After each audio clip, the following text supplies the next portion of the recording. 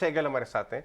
राजेश एक ऐसी unique position पे हैं कि वो स्टार्टअप कम्युनिटी की भी एक्टिविटी को, उनके सेंटिमेंट को बहुत अच्छी तरह समझते हैं और ऑफ कोर्स लिस्टेड स्पेस पे तो काम करते ही हैं। वो भी सुबह सुबह आज हमारे साथ जुड़ रहे हैं।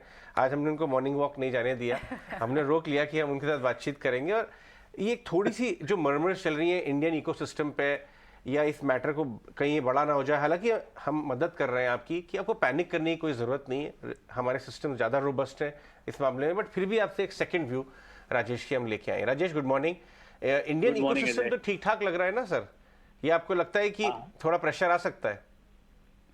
आई थिंक प्रेशर थोड़ा सीमित रहेगा। प्रेशर सिर्फ उस हद तक रहेगा कि जो फॉरेन इन्फ्लोज इंडिया में आते हैं वो थोड़ा कम हो सकते हैं या रिवर्स हो सकते हैं। बट अदर देन दैट उसके अलावा ज्यादा इंडियन इकोनॉमी पे, इंडियन टेक्नोलॉजी सेक्टर पे ज्यादा इम्पैक्ट इस इवेंट का नहीं होना चाहिए। फॉलोअप क्वेश्चन, ये जो फंडिंग विंटर चल रही है स्टार्टअप यूनिवर्स में, थोड़ा और लिक्विडिटी कॉन्शियस हो जाएगी आने से पहले, और इसलिए क्या कंज्यूमर टेक और स्टार्टअप यूनिवर्स को अपनी लिक्विडिटी एक तो बचा के रखनी पड़ेगी और बहुत कॉन्शियसली खर्च करनी पड़ेगी? ये चीज इसका आफ्टरमाथ में आप देखते हैं, एसवीबी के आफ्टरमाथ में? नहीं अजय, ये जो इम्पैक्ट आप बता रहे हैं कि लिक्विडिटी फंडिंग विंटर के कारण थोड़ी स्लो है और थोड़ा सोच समझ के इन्वेस्टर्स पैसे लगा रहे हैं, वो आई थिंक ऑलरेडी कंटिन्यू हो रहा है। इस इवेंट का उस पर बहुत ज्यादा असर नहीं होना चाहिए, क्योंकि हमारे जैसे जो वेंचर कैपिटल फंड है वो ऑलरेडी कमिटमेंट्स ले चुके हैं, ऑलरेडी पैसे की कमिटमेंट हो चुकी है। तो एडिशनल इम्पैक्ट इस इवेंट का शॉर्ट टर्म में अर्ली स्टेज कंपनीज पे नहीं आना चाहिए।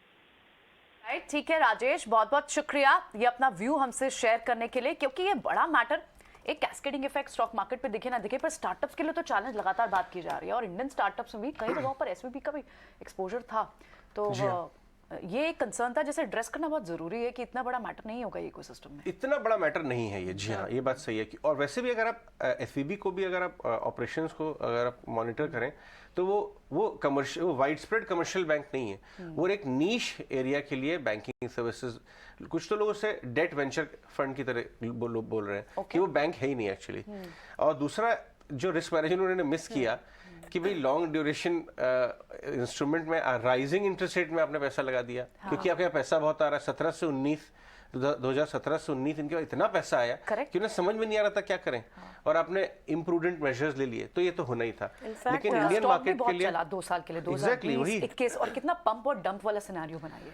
पंप और डंप तो शायद अभी पता नहीं कैसे बोलेंगे, लेकिन इनफैक्ट यूके के पीएम ने कहा है कि कोई कंटेजन रिस्क नहीं है। जी हाँ, भारतीय गवर्नमेंट भी कह रही है कि हम बैठक करेंगे स्टार्टअप के साथ असेस करने के लिए, और वेंचर कैपिटलिस्ट का ये कहना है कि there is enough dry powder remaining. तो इन्वेस्टमेंट तो है और प्रॉब्लम इतनी बड़ी नहीं दिखेगी जितना हो सकता है सोचा जा रहा है इस वक्त। इनफैक्ट आज राजीव चंद्रशेखर स्टार्टअप कम्युनिटी के साथ बातचीत भी करने वाले हैं, तो ये बात तो फैक्ट हो गई है कि इंडियन मार्केट में पैनिक करने की जरूरत नहीं है, इंडियन मार्केट में कंटेजियन नहीं है और चांसेस ना के बराबर है। रेगुलेटर्स वॉच कर रहे हैं। शॉर्ट टर्म में रैली को खेलना है आपको, क्योंकि टेक्निकली बहुत ओवरसोल्ड है, और रैली की ट्रिगर आपको आज सुबह आ गई। वो कितना रहती है वो एक सवाल है, लेकिन शॉर्ट टर्म में पुल बैक के संकेत तो नजर आ रहे हैं।